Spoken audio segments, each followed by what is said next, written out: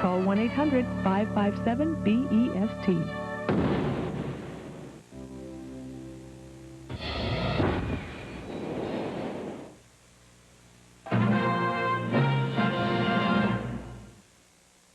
For the latest medical news and health reports that affect you and your family, depend on Karen Hensel's Health Watch. Weekdays on News Channel 15, first at 5.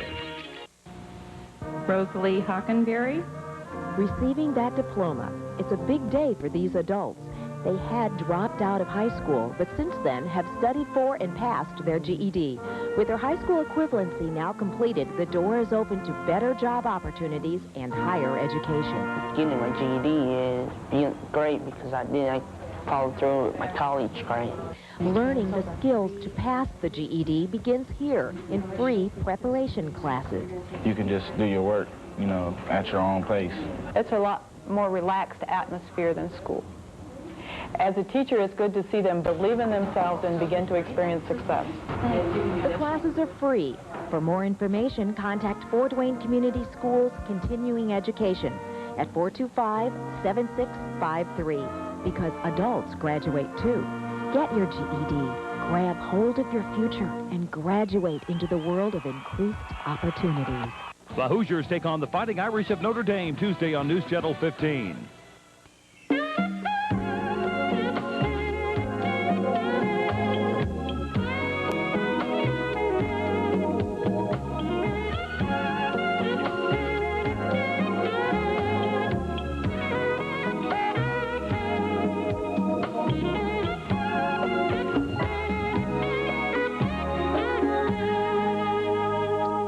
Good evening, folks, and welcome back, everybody. I'm Tom, and the simulcast is on the air now from CBS Radio and Television for Thanksgiving Monday, November 27th, 1995, with Bob Newhart tonight and Nadine Strawson, who is the head of the ACLU, the American Civil Liberties Union, an organization that fights every battle on behalf of every person in America. I'm kidding a little bit.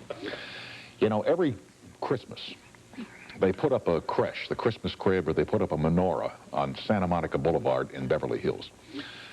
And Jews and Christians go nuts over this display of religious artifact on a public street, and the ACLU gets involved. And I just said to Nadine in the green room, I said, you know, like let's say it's on 4th Street in your town. If you can't stand it, take 3rd Street for 2 weeks. So just ignore it completely. It'll be gone January 1st. You know, like Frances Farmer in the movie with Jessica Lange. She tried to fight every battle. They finally had to lobotomize this woman. You know, can't fight all these battles. Anyway, Thanksgiving was wonderful, thank you, and I hope yours was too. Our turkey was perfectly dry. The gravy was perfectly lumpy, but it all went swimmingly. And Mother Snyder and the granddaughter had a great time, as did the companion. And then up north to San Francisco for a weekend of Christmas shopping, something that I look forward to in ways I can't tell you. So I'm in a store, and there's a guy there considering buying a home cappuccino maker, you know, an espresso pump. And this is a very fancy Italian one for about $600. And the clerk is going through the pitch, and I didn't have the heart to tell this guy, but I was given one of those about 12 years ago. And like New Year's Eve, I blew up my kitchen. It was terrible.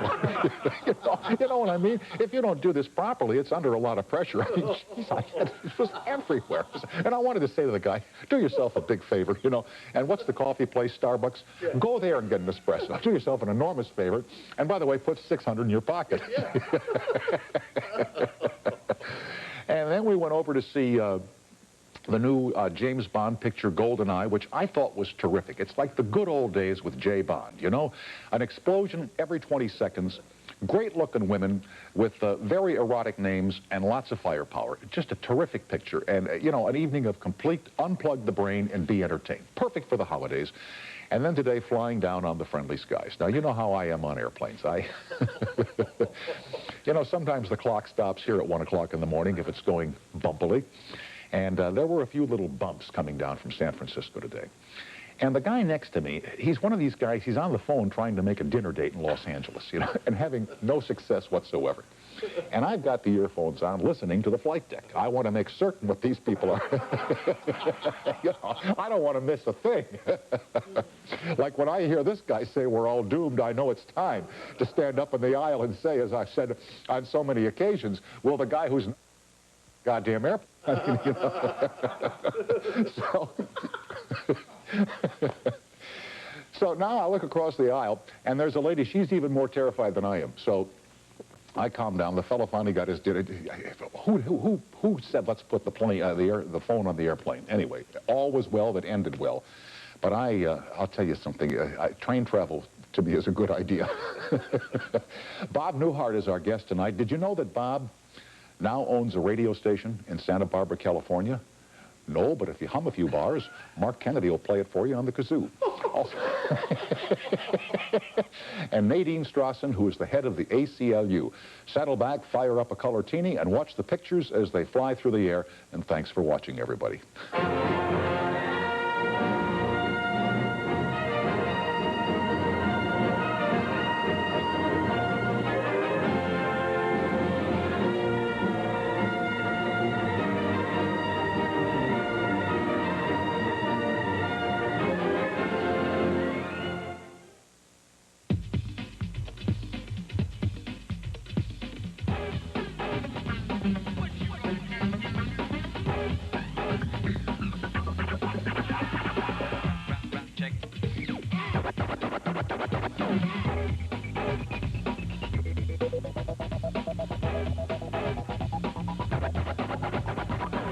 In Prague, you can trade them for a car.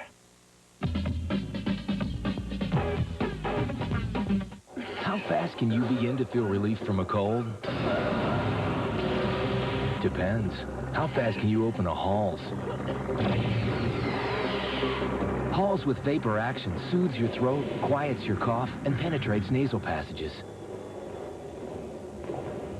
Vapor action means instant action, only from the Halls of Medicine. And now, great-tasting Halls Juniors, just for kids. Sugar-free and with a kid-sized dosage of Halls Vapor Action. Dad? Yeah? There's something I want to tell you. What is it, son? Well, Dad, you're my dad. And I love you, man. You're not getting my Bud Light, Johnny. For the great taste that won't fill you up and never let you down, make it a Bud Light. Ray, forget it, Johnny.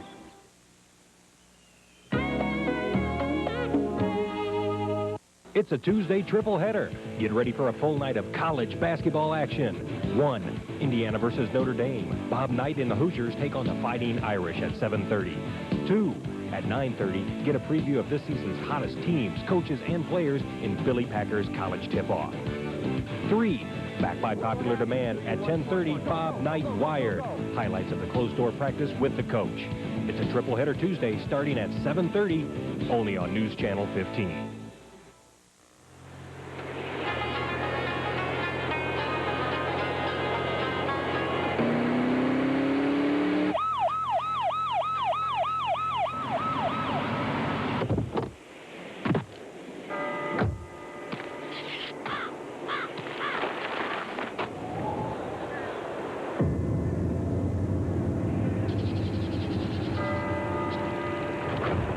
Good afternoon, officer. It's my license and registration.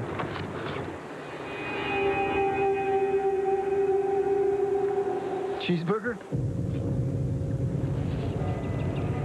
It's hot out today, huh, officer? Maybe my tail light's out. Shouldn't you be carpooling? I guess you're right. I guess I am. Carpooling can save up to 600,000 gallons of gas a year. This message sponsored by Ad Council and Earthshare. Bob Newhart has been sharing, actually he's been selling his unique comedy style with audiences for over 35 years, and he joins us tonight in advance of an appearance in Las Vegas, Nevada, where you have not appeared in some time at the Sands Hotel. A couple of years, yeah. A couple of years, yeah. At least. Yeah. What is tightly wound? What does that mean? Tightly wound. You referred to me when Mr. What's his name? The insult guy. What's his name? Rickles. Yeah, Rickles. He was on, and you referred to me as tightly wound. Yes, I did. I never thought of myself as tightly wound. Well, I mean, you sat down in the chair tonight, for example, and you had your coat all buttoned up like this. And when your coat is buttoned up, then it gaps here, and you look. I said, Bob, you know. And that's tightly wound? Yeah, to me, guys who sit down with their coat buttoned, you know, and come in here and complain about the temperature in the studio. It's cold. Well, it's not that cold. It's cool in here. Chicago's cold. You remember Chicago? It gets cold. Oh, yes. Yes, late. Anyway, nice to see you again, Bob. KZBN, Santa Barbara, California. That's right. What do the call letters stand for? Well, the BN stands for Bob Newhart, and the KZ was they were the only ones available. So they gave me a list. And no kidding, really? Yeah, well, they're, you know, call letters are taken, so it had BN in it, so we figured KZBN. Like, what was your first choice? If you could have had the radio station be named whatever you wanted it to be called, what would you have wanted it to be called? KBN? KCBS. Well, you... Not really, no. I was given a list of K-Bob would have been nice, but that was taken. No kidding. Yeah. Where is K-Bob?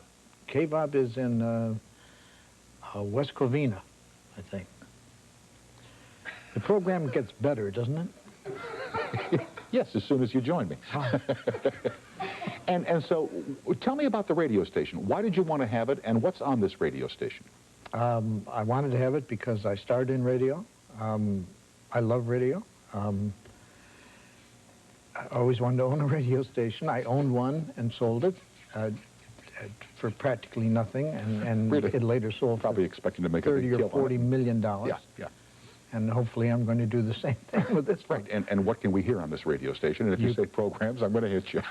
You can hear Les Brown. You can hear music of the 40s, 50s, and 60s. Really? And... occasionally 70s. And you know what I thought would be a fun thing to do, and I mentioned this to our mutual friend John Pike, who's my boss here at CBS, yes. Would be for occasionally you and the insult guy just to drive up there unannounced on a Saturday and go on KZBN for 2 or 3 hours and take calls and tell jokes. Why don't you butt out, Tom? You know, when I saw the program, I thought I had incurable disease of some kind. I've never seen, he was never been that nice to me in all the years. I mean, he was actually complimentary to me. On the program? Yeah. You know, he loves you dearly. I know. He was at your house freeloading on Thanksgiving. Well, I think that had a lot to do with it. Probably, yeah. Yeah. The last time that we were together at CNBC, we did not talk much about your employers before you became a comedian, a comic. Who'd you work for back in Chicago before you got started in this business? Well, I worked for, as an accountant, I worked for, and I really was an accountant. People say, were you really an accountant? I really was. I had a degree in accounting. Because why would you make that up? You know, if you hadn't been, why would you? That's right. I worked for the U.S. Gypsum Company, and I worked for Glidden Paint Company. No kidding. And I was in charge of petty cash for Glidden Paint. That was one of my, that wasn't all I did all day because it doesn't take that long, but right. That was one of my duties. And so at the end of the day, I try to balance the receipts they'd given me against the cash. And if it was $1 under, I'd take $1 and put it in the petty cash. And if it was $1 over, I'd take $1 out. Put it in your pocket. Put it in my pocket. Yeah. And they came to me and they said, you can't do that. You have to find it. And I said, but you're paying me $5 an hour to find $1, and sometimes it takes me 3-4 hours to find the $1. This way, I'm actually saving you money. He said, well, no, you got to find it. And everybody would go home, and I'd have to stay there until I found it. And realizing that accounting was not going to be. Another job I had, true story. I once worked for the Illinois State Unemployment Compensation Board, behind the counter. True. We got, this was 57. We got $60 a week, and the claimants got 55. It's true. Did you ever wonder? And they only had to come in 1 day a week. Yeah, right. It took me a week to figure that out. And when they came in, would they have to tell you why they had to have the money, or tell you a story of some kind for you to approve it, or was this all pre-approved and you just gave them the check? Well, they just came in, and you'd say, did you look for a job? And they said, yeah. I said, okay. Here's your $55. It wasn't stressful, yeah, you know. No, and like when you were an accountant, at that time, did you have a sense of humor? Were you starting to write comedy at that time? Because we generally don't think of accountants as being humorists. Yes, I always had a sense of humor. Even when I was an accountant, I had a sense of humor. That's what saved me. I mean, as a result of my sense of humor, I used, at 4 o'clock when I was just about to go bonkers, I would call a friend of mine, and we would do telephone routines over the phone that eventually led to a radio show, poor man's kind of Bob and Ray show. And then he moved to New York because he was married and had a family. And I decided I was going to have to work as a single. And a lot of the routines I wrote during that time wound up being routines I did on the album. Yeah, yeah. And then in your early days, you would play the roads. You'd do clubs, right? Yeah. Personal appearances. Were there any really rough ones starting out? Where no matter what you did, you couldn't get the audience? Well, I had, for the first, I would say, 5 years, abject terror. I mean, that was every night, you know, because I really didn't know what I was doing. But people were willing to pay me a lot of money to do it. So to demonstrate that, I kept doing it. And I played a club called the Elmwood Casino in just outside Detroit, on the Canadian side. 2 shows a night, 7 days a week, and died every night. Every night? I mean, not a snicker. Nothing. And they weren't rude. They wouldn't look up. They just kept eating. And I kept, and I went out and... God, it must feel terrible. Oh. Well, it wasn't that terrible because you knew, you know, you didn't hold out any hope that it was going to work. You know, I mean, you wouldn't get your hopes up and have them dashed because you knew it wasn't going to work, you know. So I called a guy up, actually called a guy up out of the audience. I said, you know, I'm sure a lot of you people think this is very glamorous, what I do. And would any of you like to be a stand-up comedian? And some poor soul raised his hand, and I brought him up on stage, and I whispered the submarine commander to him. I stood behind him because at least it wasn't me out there. So help me God. But it didn't matter. They weren't going to hire me again, you know. And I'd go. What are they going to do? I'd never bring you back? I'd go, men, and his timing was terrible, naturally. He said, men, we're going to be surfacing. We're going to what? We're going to be we're going to be surfacing. But at least, I mean, I did my 18 minutes and got off. And did he die too? Well, yeah. His timing was even worse than mine, and I was dying with mine. Oh, my God. And there was an act, the Barini brothers. Let me do a fast break, and then the Barini brothers. We're with Bob Newhart at 800-952-2788. We'll be right back after these messages.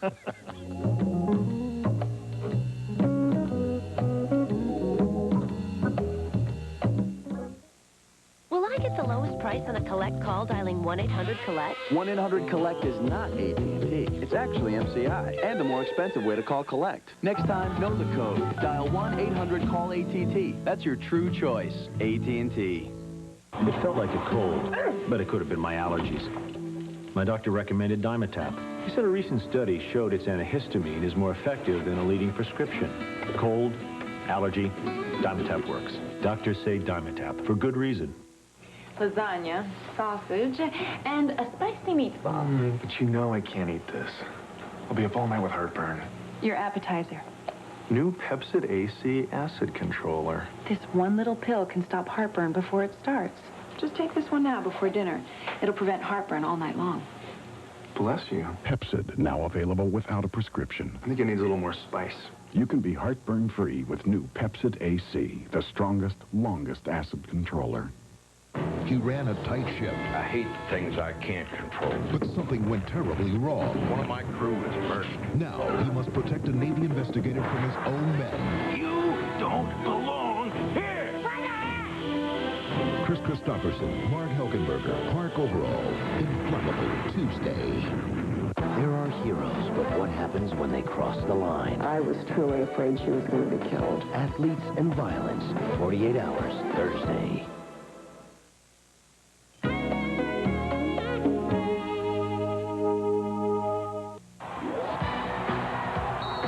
For millions of Indiana University fans and dozens of IU players, there's only one coach. Be here for the Bob Knight Show. What goes into the formation and development of a team. Get the inside story on Indiana University basketball, straight from the coach's mouth. Early, you're trying to put a team together, and then later, you're trying to prepare for games. Don't miss the Bob Knight Show. Sunday at 11:35, only on News Channel 15. That's me. 2 years ago as a YFU exchange student, living with the Katachi family, learning Japanese, and understanding another culture firsthand. It's clear that my YFU experience is a real advantage because the benefits of exchange go well beyond your YFU summer, semester, or year abroad. In college admissions, we're looking for students who are mature, well-rounded, and who have a strong sense of where they're going. YFU can do that for you. I saw that there were a bunch of universities that were offering scholarships to people who had been on YFU exchanges, and it helped me to get a full scholarship to one of the universities on that list. When first I was thinking I want to be successful in the U.S., now I think in terms of the world. It just opened my eyes to everything, and I just realized that there's so much out there, and there's so much else I want to do. Call Youth for Understanding International Exchange at 1-800-RU-READY. Get a free brochure on exchange programs for high school students in over 30 countries around the world.